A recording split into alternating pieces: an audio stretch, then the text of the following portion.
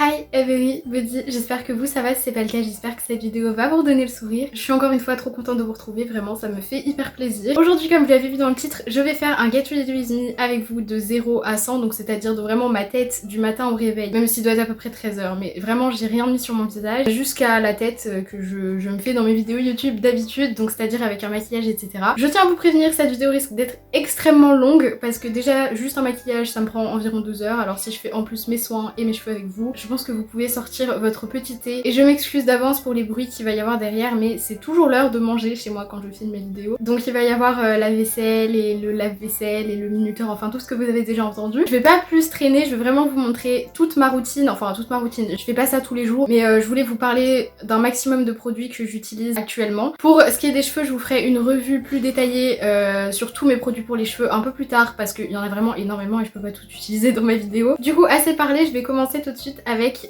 l'eau micellaire, c'est le premier truc que je fais en me réveillant. En ce moment j'utilise, pour ceux qui regardent mes vidéos depuis longtemps, à chaque fois que je fais des Get Ready With Me, je vous parle de cette eau micellaire parce que ça fait vraiment très longtemps que je l'utilise et que je l'ai racheté plusieurs fois. C'est une eau micellaire de chez Christian Lennart, c'est un mélange de plein d'eau florale. Quand je l'utilise tous les jours, j'ai vraiment une plus belle peau. Là ça faisait 3-4 jours que j'étais chez une amie, donc j'avais pas tous mes produits sous la main, ce qui explique cette peau un petit peu catastrophique. Le seul truc c'est qu'elle est pas vraiment bien démaquillante, enfin c'est écrit démaquillant dessus, mais elle démaquille pas aussi bien qu'un vrai démaquillant. Une fois que j'ai fait ça, je vais utiliser mes exfoliants et nettoyants. Ça c'est plus ma routine du soir, mais là je voulais vraiment vous parler des produits que j'utilise. Tous les soirs j'utilise deux nettoyants différents, donc celui-là de chez Garnier Skin Active qui est au charbon, qui peut s'utiliser en exfoliant, en masque ou en nettoyant tout simplement. Et celui-là qui peut s'utiliser en masque ou en nettoyant. Celui-là il m'apporte une exfoliation quotidienne genre assez douce, du coup j'arrive pas à en utiliser qu'un seul. Et ce que je vais faire du coup c'est que je vais utiliser dans un premier temps le Garnier Skin Active sur un visage humidifié. C'est la 4e fois je crois que je rachète ce produit. Ensuite je rince et du coup je vais utiliser ce nettoyant là mais en masque. Il vient de chez Neutrogena, j'ai pas précisé mais bon de toute façon c'est écrit en gros sur la bouteille. Je vais en mettre sur son visage, j'ai vraiment aucune tête dans ce genre de vidéo. Une fois que ça c'est fait, je vais utiliser, alors là pour le coup c'est pas un produit que j'utilise tous les jours parce que ça fait genre à peu près 1 ou 2 ans qu'il est dans mes tiroirs. C'est un masque pour le dessous des yeux au concombre de chez Sephora. J'ai jamais utilisé de masque comme ça, en tout cas j'ai pas le souvenir. Et ça fait très longtemps que je voulais l'utiliser en vidéo parce que je trouve ça très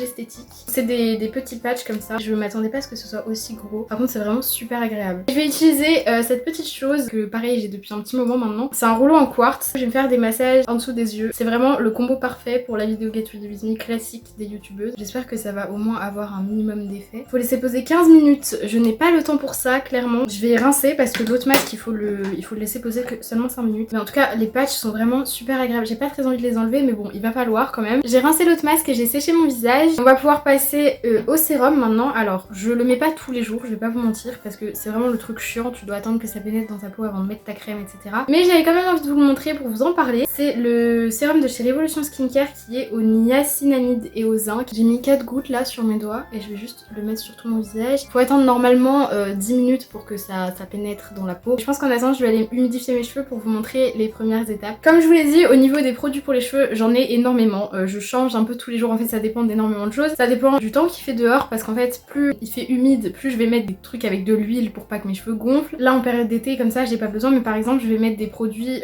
plus soignants que coiffants pour parce qu'à cause de la chaleur et de l'eau etc. Bah, ils s'abîment plus facilement et puis je les lave aussi plus souvent et ça dépend aussi de combien de temps il me reste avant mon prochain lavage. Je me lave les cheveux une fois par semaine. Là vu que mon prochain lavage est ce soir, je vais utiliser un produit qui est essentiellement soignant parce que j'évite d'utiliser des produits coiffants si c'est pour me laver les cheveux le soir même. Et du coup là je vais utiliser un produit de chez L'Oréal Paris, c'est leur gamme Elseve Dream Long. J'ai la crème sauveuse de pointe depuis très longtemps, c'est vraiment genre vraiment une sauveuse pour le coup. Elle est pas particulièrement coiffante, elle est pas faite exprès pour les cheveux bouclés, mais elle soigne tellement les cheveux et quand je la mets j'ai les cheveux tout doux après. C'est aussi pour ça que j'utilise dans cette vidéo, c'est pour parce que c'est un produit que tout le monde peut utiliser. J'en mets essentiellement sur les pointes mais j'en mets partout, hein. J'en mets sur les longueurs, j'en mets sur les racines. Une fois que ça c'est fait, je vais pouvoir retourner au visage et je vais utiliser comme crème, en ce moment j'utilise ça parce que je mets de la crème solaire par dessus. C'est même pas une crème, c'est juste une lotion hydratante qui prépare la peau aussi au maquillage, donc ça c'est plutôt pas mal. Ce que j'aime beaucoup c'est qu'elle est vraiment fluide, c'est presque de l'eau en fait. Elle suffit largement en fait, c'est presque comme un sérum. J'ai laissé la crème pénétrer dans ma peau à peu près 3 minutes. J'ai pas trop le time pour laisser poser plus longtemps. Je vais utiliser le perfecteur de peau de chez Herborian, dont je vous ai déjà parlé en vidéo et qui est vraiment magique en fait. Il fait une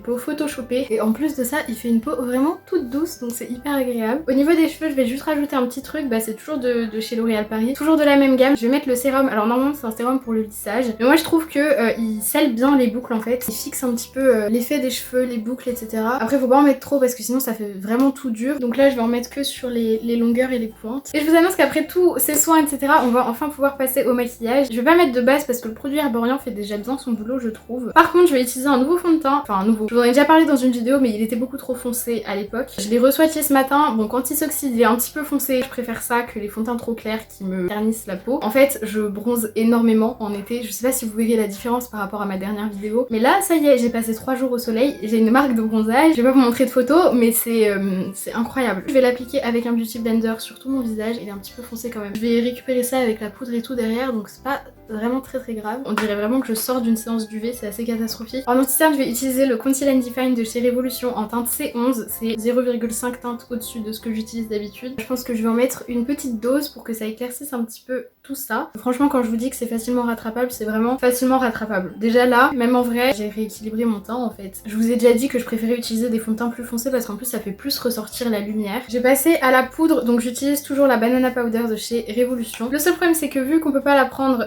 au Beauty Blender avec ce packaging, je suis obligée d'en mettre dans un récipient. Sauf qu'à chaque fois j'en mets beaucoup trop et ça fait du gâchis de poudre en fait. Donc je vais d'abord poudrer le dessous de mes yeux et je vais poudrer le reste de mon visage avec un gant démaquillant. Je vous ai déjà parlé de cette technique dans une vidéo qui doit dater d'il y a un an à peu près maintenant. Ça fait le même effet qu'une houppette et les teints poudrés à la houppette, bah, c'est magique, ça fait vraiment un effet Photoshop. Et maintenant je vais enlever le surplus de poudre avec un pinceau, donc je vais vraiment le passer sur tout mon visage. Et du coup j'ai quand même tout ça de poudre que je sais pas où je vais mettre, je vais essayer de le ranger dans le pot mais j'y crois moyen quand même. Je suis un peu bête parce que je voulais utiliser un contour en crème mais je pense que je peux l'utiliser quand même par dessus la poudre. Je sais pas trop ce que ça va donner. Je vais prendre une palette comme ça, alors c'est vraiment une palette de chez Amazon. Je n'ai même pas de marque, j'ai même pas de référence, j'ai acheté ça il y a très longtemps. Mais les fards de contour sont plutôt efficaces, comme vous pouvez le voir je les ai déjà un peu saignés. Et je vais prendre le fard le plus foncé du coup. Je veux vraiment un teint plus foncé que ce que je fais d'habitude, vraiment en mode été. Je vais le tapoter au niveau de l'endroit où je fais mon contour d'habitude. Bon en vrai ça se fond plutôt bien avec la poudre. J'ai fait les joues, le front, j'ai vraiment fait une grosse barre ici mais je vais l'estomper après. Je vais faire tous les endroits où je fais mon contour d'habitude, donc je fais le nez aussi. Et je vais faire le menton aussi pour arrondir un petit peu mon visage. Après je repasse mon Beauty Blender dessus. C'est vraiment une texture en tout cas hyper travaillable, ça s'estompe super facilement, j'adore. Et maintenant je vais utiliser mon contour poudre, donc la Shade Plus Light de chez Kat Von D. Pareil, ce fard c'est vraiment le fard de la flemme, il se travaille tellement facilement, rapidement, efficacement que je l'utilise vraiment quand j'ai pas envie de passer 4 heures à faire mon contour. Ensuite je vais continuer avec le blush, donc je vais utiliser le Powder Blush en teinte corale de chez Beauty Bay qui est un blush très orangé comme ça que j'adore. Je vais en mettre une blinde parce que je trouve ça super joli, surtout en été. Je vais vraiment remonter jusque sur mes tempes et tout. J'en mets aussi au bout du nez. Je vais en mettre aussi un petit peu vraiment en dessous de la... comme si j'avais attrapé un coup de soleil un peu. Et une fois que ça c'est fait, je vais passer à l'highlighter et je vais en utiliser un qu'à chaque fois j'ai envie d'utiliser et que j'utilise jamais. C'est dans la palette Révolution X Roxy, leur palette de contour et highlight. J'avais jamais utilisé celui-là parce qu'il me paraissait trop foncé. Et en fait, après swatch, je me suis rendu compte qu'il était pas trop foncé, il est juste hyper lumineux. Je vais l'utiliser avec un pinceau, mon pinceau highlighter d'habitude. Vu qu'il est assez foncé, il fait presque la couleur de ma peau. On voit que les reflets. Il fait pas une barre blanche ou dorée sur